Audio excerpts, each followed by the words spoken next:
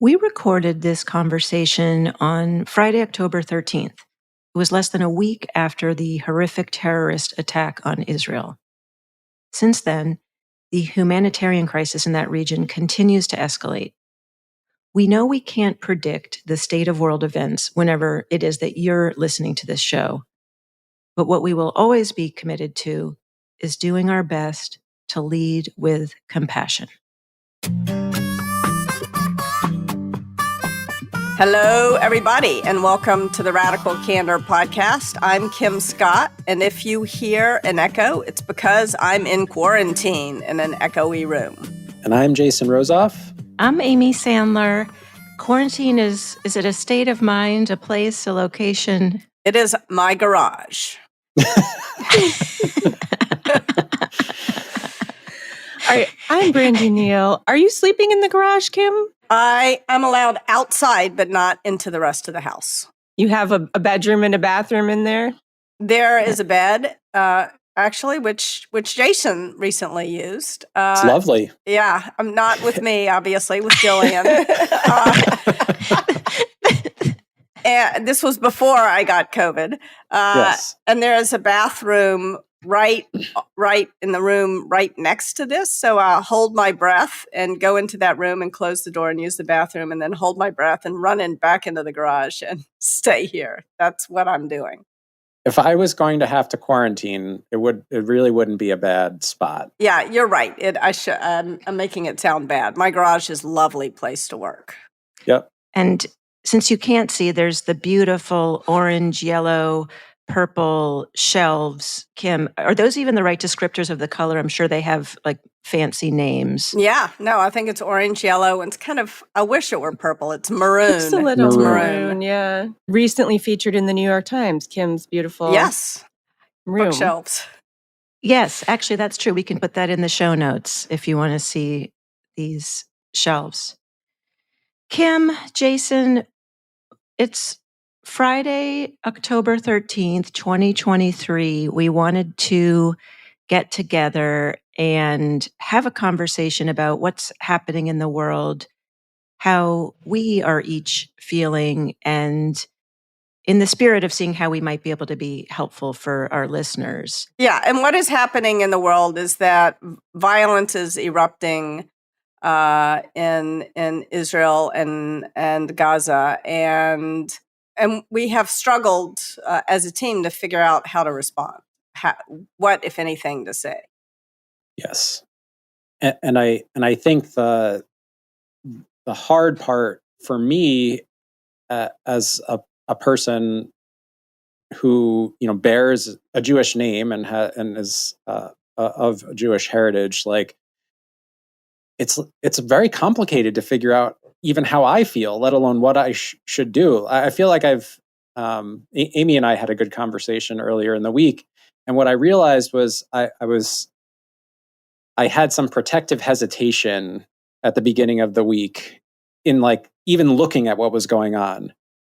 And I've been reflecting on it the last few days, and I think there are many people who must be feeling similarly of just that there's a paralysis, like a feeling of being stunned, and not stunned in like the surprise way, but stunned in the like immobile.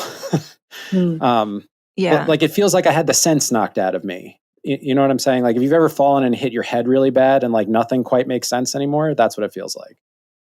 And Jason, just for folks who might not understand protective hesitation, can you explain what that means? It's a term that usually applies to failing to give feedback because you're worried about offending the other person.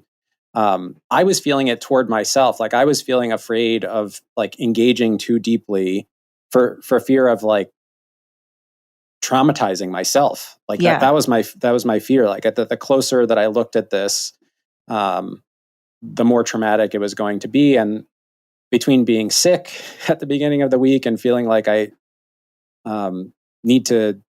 there's like other things that needed to happen this week. We've had a lot going on like at the company and stuff like that. I was like, I don't think I have it. I don't think I have the capacity to like really engage with this. And what was interesting to me was it was only upon reflection that I realized that I was behaving in that way.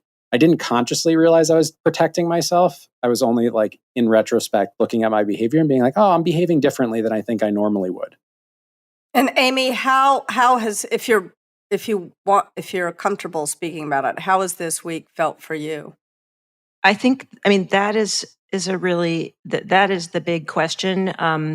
The how comfortable I feel speaking about it, and the reason, and I've been thinking about this a lot in terms of safety. Certainly we talk a lot about psychological safety in the workplace, and what we have seen is just a complete lack of safety, physical safety, bodily safety, moral safety, with just such violence. And so on the one hand, thousands and thousands of miles away, feeling very safe. On the other hand, I would say the journey of the week has been very much about sort of that stunned feeling of what Jason said. And with the first acts on Saturday, October 7th, and then reaching out to other Jewish friends. And I would say that I am a child of 2 Jewish parents and Jewish ancestry. I am spiritual, not religious, but very proud of my heritage. And it's in my, it's in my DNA. It's also in sort of the stories of my upbringing. And so I think what really started was on Monday, and talking to a friend whose mother had been a Holocaust survivor, and he was very traumatized. And then starting to connect with other friends who were aware that people at work weren't talking about it. And this sort of unfolding of stunned and silence and shock. And what I found was that it was in the sort of one-on-one conversations, the small conversations, where I felt most supported and heard, and I felt really motivated to reach out to to connect with other people. Because, when we lead a workshop, we might have a large group, and then we put people into breakout groups, and they might feel more safe in those small groups. And then those same people that might be talking amongst 2 or 3 people are maybe not going to feel as safe in the large group. And that's been really on my mind, because things that I might feel or say or that would be helpful for me could in fact unintentionally be very harmful for someone else.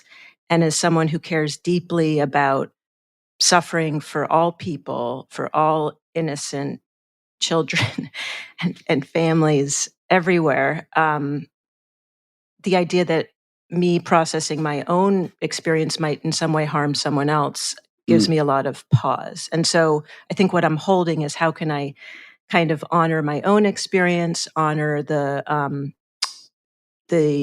stand against the evil of taking innocent life, and also hold the worry of what's coming ahead, and how to find places that feel safe to share in a way that will be helpful and not hurtful. Amy, I don't know if you've told Kim and Jason about your personal connection to Israel. I will say a family relative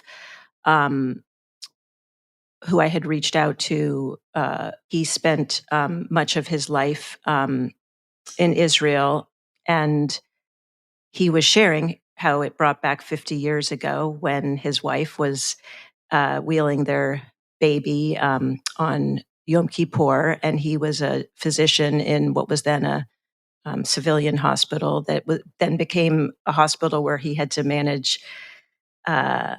military wounds from the attack 50 years ago. And so just, I think what emerges for me is that I come from, in this moment, safety, privilege, socioeconomic opportunity, and yet knowing that there's all this other sort of ancestral and kind of tribal trauma that this does bring up. Yeah, I think the complexity of your experience, that one, I think you've done a great job of like, and I know it's taken quite some time for you to process these things, but you've done a good job of sort of like piecing apart the different parts of your experience. And I think for a lot of people, it just feels like, I don't know, for listeners who have ever been to an ocean, who have been knocked over by a wave, and the disorientation that happens when you're underwater and the wave is sort of over your head, I think that's how it feels for a lot of people. They can't pick apart the bubbles, Yeah, and you don't know which way is up. Correct. They don't know, and you've quite beautifully in what you said, like sort of identified some of those bubbles. You know what I'm saying? You said, like, I see this is like, my ethnic heritage here and my familial, experience is here. And, my personal current experience of like the place I live and the experience that I have as an individual, and like piecing those things apart and realizing that there's tension between those, and a feeling. And what I took away from what you said overall was the sense of obligation that you feel to do that work so that you can do something of value with the feeling that you have. And I think that's like, for a lot of people, the disorientation leads immediately to anger. There's no, you know what I'm saying? That's because we don't learn to do this. We don't learn to see the bubbles and identify them and figure out which way is up. Like that's a honed skill. And so I'm offering you some public praise at your ability to do that and then to speak about it so clearly.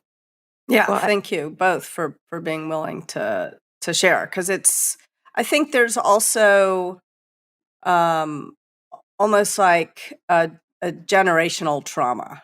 That is present for both of you, that I want to acknowledge is not necessarily present for me, in that I'm not Jewish, and yet I have enormous compassion. I dated a Holocaust survivor for a long time, and so I feel the pain, and at the same time, recently I've been coaching a group of entrepreneurs in Gaza, and I have a great deal of compassion there, and that made it really difficult. I felt like there was a lot of pressure as a writer and as a leader to say something publicly.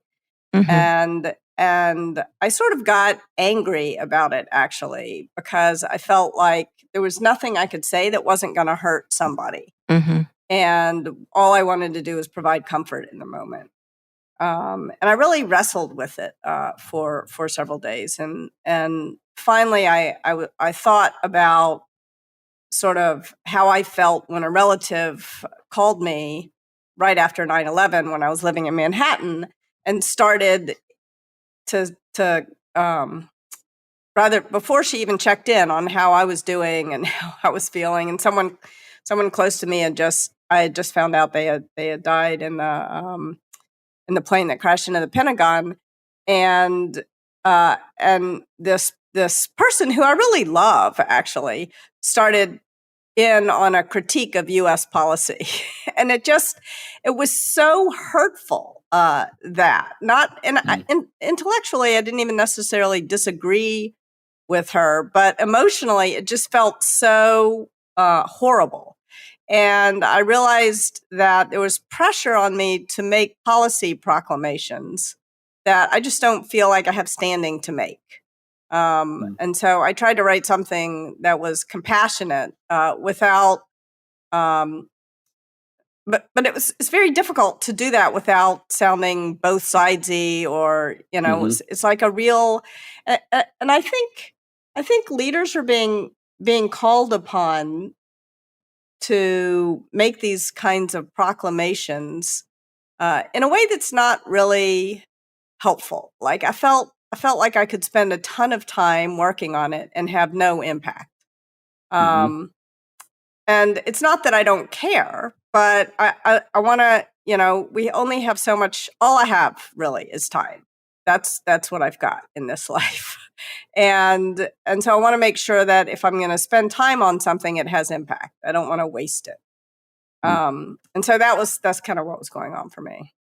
Yeah. And, and we can put that in the show notes. If we publish this. Yeah. And I will just say, I just was so touched by what you wrote, and also the process that we went through of, my background was in executive communications and being responsible for crafting those types of more formal responses. And at a university when that needs to speak for free speech and for liberal ideas and for holding every member of a community with compassion, whatever the differences and the diversity. And what I so loved, Kim, about how you landed on what you shared, it just felt so connected to who you are. And you shared how, in a time like this of so much violence and trauma, that it's the care personally that matters most. It's the compassion. We might intellectually agree with anger at governments and actions that we find unjust. I think for me, when I look at the statements that resonated most in yours, it was sharing the personal story. It was optimizing for compassion. When I've looked at other statements, I think it is incumbent on a leader to speak against evil, to speak for humanity, to speak for seeing all people as worthy, as intrinsic humans, as to speak for life and the sacredness of that, regardless of your ethnicity or what side of a border you're on. So I think speaking up against violence, speaking up against dehumanizing, speaking up against anti-Semitism, against Islamophobia, like all of those things, I think are things that leaders can do. I also think that leaders can do what we have been doing, which are these like one-on-one conversations to understand what care personally looks like for the people that we're close to. Yeah, I think you're exactly. I think that's really beautifully said, Amy. I mean, I think like part of what is this moment where we are in history is that there's so much broadcasting and there's not enough one-on-one conversation. And I guess what I was saying is the more one-on-one conversations we have, I think that's what has much more impact than sometimes it feels like screaming into the void when you tweet or post. And so that's I think that was sort of where I came down is what I can the best use of my time is to pick up the phone and call people who I know and who I care about and ask how I can support them. Jason, I'm curious your own thoughts on the leadership part of this, which is that how to create a space for people at work to feel supported, to feel seen, to acknowledge that there is real suffering going on and there's going to be likely even more suffering. What role does a leader have in sort of creating opportunities for those conversations in the workplace? I mean, I think one thing is just acknowledging that the suffering exists. I think one of the problems that we've observed is that in the paralysis that people have felt, part of what has happened is that they haven't taken these private actions, meaning they haven't reached out to people and said, I know this is going on. I know it could be causing suffering, and I want you to know that I'm here for you. And I'm open to talking if you want to talk, or not talking if you don't want to talk, but I'm here. Like I'm offering my support. So I think there's like a basic level of acknowledging suffering. I think there's like a thing that happens, which is in the workplace, there's often a temptation to figure out, is there an efficient way for us to deal with all of this suffering? And that's where the statements come in. You know what I'm saying? Like the statements are seen as like an efficiency tool to like set the stage for these things. The problem is not all people are suffering from the same thing. And like lumping, and I think the harm that you both were describing comes from trying to describe all the suffering, which you will inevitably miss some of it. You're going to mistake some of it. You're going to overemphasize some and underemphasize other suffering. And instead of saying like the events of this week, have been horribly painful for so many people. And I want you to know that I, like as a human being, I am available to you if you want to talk about it. To my mind, it might seem inefficient, but it's a far better approach to take. And if you're not directly, meaning if you're not feeling traumatized by it, you also have an opportunity to learn more about what people inside your company are experiencing. Like sometimes the leader is also, like I also noticed that there were many people in leadership positions who were feeling that pain. It was like they were feeling some level of direct pain themselves.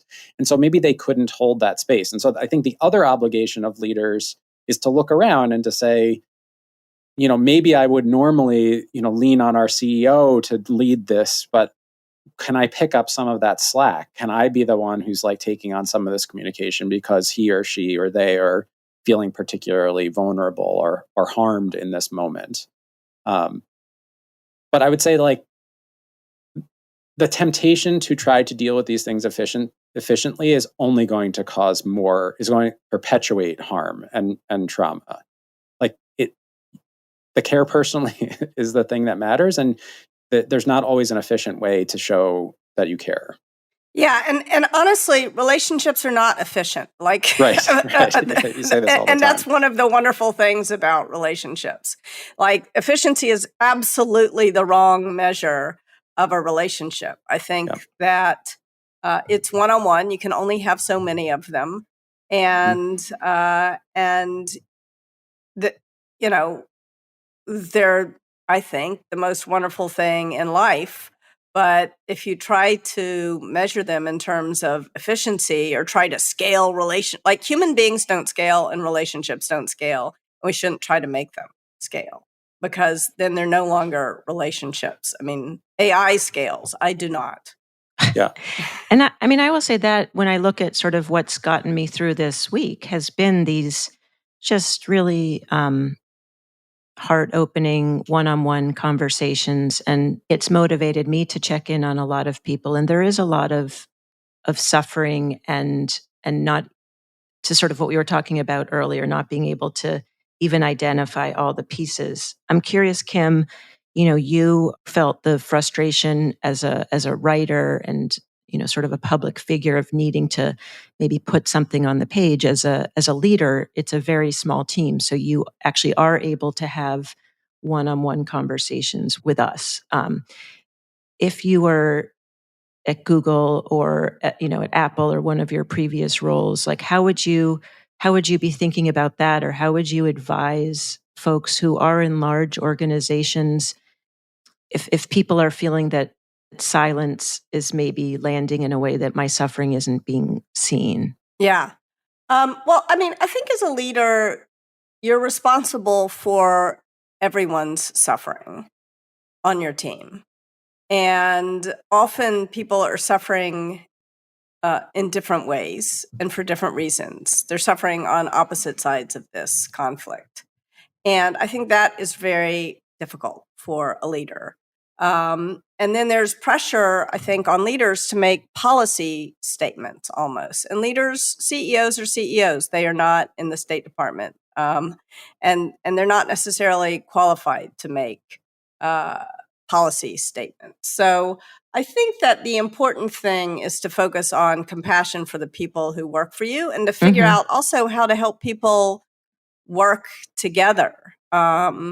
So, for example, and then there's also another issue that I sort of struggled with. Like when Russia invaded Ukraine, I spent a lot of time on that, in part because of my personal connection to both places, and also because of the fact that I studied the risk of all-out nuclear war, which is something that has obsessed me since I was 18. And so, and at the same time, I was aware then, as I am aware now, that I was not spending nearly as much time or mental energy thinking about the violence that is happening in Africa right now, for example. And that feels wrong to me.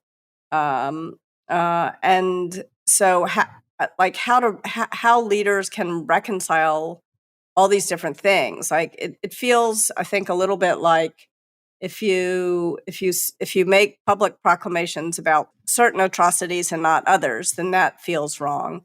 And if you make public proclamations about all atrocities, you're spending a lot of time making public proclamations about atrocities. And I don't know what I would love to get your guidance, Amy, because I don't know what the answer is, but it feels a little bit like, from a leader's perspective, that it's really hard to get this right. It's impossible, in fact, to get this right. Which is not to say that's a reason to do nothing. But the question is, how can leaders focus on the things where they can have the most impact? Because leaders pretending to work at the State Department doesn't really help anyone. Yeah, I mean, I think I don't have any answers. What has been coming up a lot for me is my favorite quote of Albert Einstein, no problem can be solved from the same level of consciousness that created it.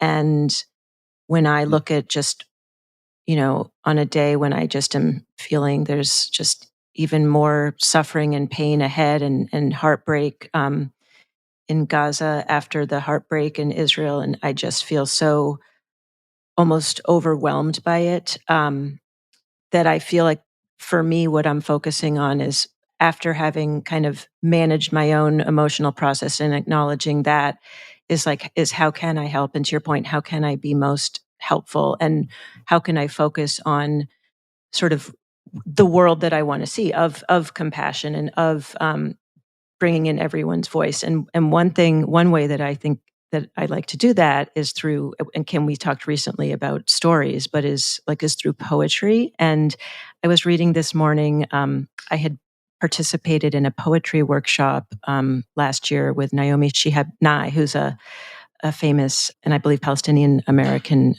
poet who really speaks to Arab American experience. And it's this beautiful poem. And I don't know if it's helpful for me to read it, but Please read it. Yeah. I will hope to do it justice. We can certainly, I'd much rather have it in her words, but it's called Gate A4. Wandering around the Albuquerque airport terminal after learning my flight had been delayed 4 hours, I heard an announcement. If anyone in the vicinity of Gate A4 understands any Arabic, please come to the gate immediately. Well, one pauses these days. Gate A4 was my own gate. I went there. An older woman in full traditional Palestinian embroidered dress, just like my grandma wore, was crumpled to the floor, wailing. "Help," said the flight agent. "Talk to her. What is her problem?" We told her the flight was going to be late, and she did this. I stooped to put my arm around the woman and spoke haltingly. "Shu dawa, shu bidak habiti, stani shwe min fadlik, shubit sui." The minute she heard any words she knew, however poorly used, she stopped crying. She thought the flight had been canceled entirely. She needed to be in El Paso for major medical treatment the next day. I said, "No, we're fine. You'll get there just later. Who's picking you up? Let's call him." We called her son. I spoke with him in English. I told him I would stay with his mother till we got on the plane and ride next to her. She talked to him. Then we called her other sons, just for the fun of it. Then we called my dad, and he and she spoke for a while in Arabic and found out, of course, they had 10 shared friends. Then I thought, just for the heck of it, why not call some Palestinian poets I know and let them chat with her? This all took up 2 hours. She was laughing a lot by then, telling of her life, patting my knee, answering questions. She had pulled a sack of homemade mamoul cookies, little powdered sugar crumbly mounds stuffed with dates and nuts, from her bag, and was offering them to all the women at the gate. To my amazement, not a single woman declined one. It was like a sacrament. The traveler from Argentina, the mom from California, the lovely woman from Laredo. We were all covered with the same powdered sugar and smiling. There is no better cookie. And then the airline broke out free apple juice from huge coolers, and 2 little girls from our flight ran around serving it. And they were covered with powdered sugar too. And I noticed my new best friend, by now we were holding hands, had a potted plant poking out of her bag, some medicinal thing with green furry leaves. Such an old country tradition. Always carry a plant, always stay rooted to somewhere. And I looked around that gate of late and weary ones, and I thought, this is the world I want to live in. The shared world. Not a single person in that gate, once the crying of confusion stopped, seemed apprehensive about any other person. They took the cookies. I wanted to hug all those other women too. This can still happen anywhere. Not everything is lost. I think you did it justice. Before you started to read, and both Amy and Kim are feeling quite emotional, so we're going to give them a second. But before you started to read that, I was thinking, in the face of immense suffering, like the greatest protest is to validate the humanity of everyone around you. And I think you're, without knowing the content of the poem did such a beautiful job of describing like just such a situation, right? Like the validation of the humanity of all of those people. And I think that's why it's so important to my mind to like spend time in community with others in moments of suffering, to truly validate them and to treat each of them as precious. Yeah, I'm going to think about that poem. I think that's one of those things where maybe not the exact words, but the emotion of that moment and that sense of possibility is something that's going to stick with me for a long time. And such a simple thing, you know, it shouldn't be too much to ask. Yeah.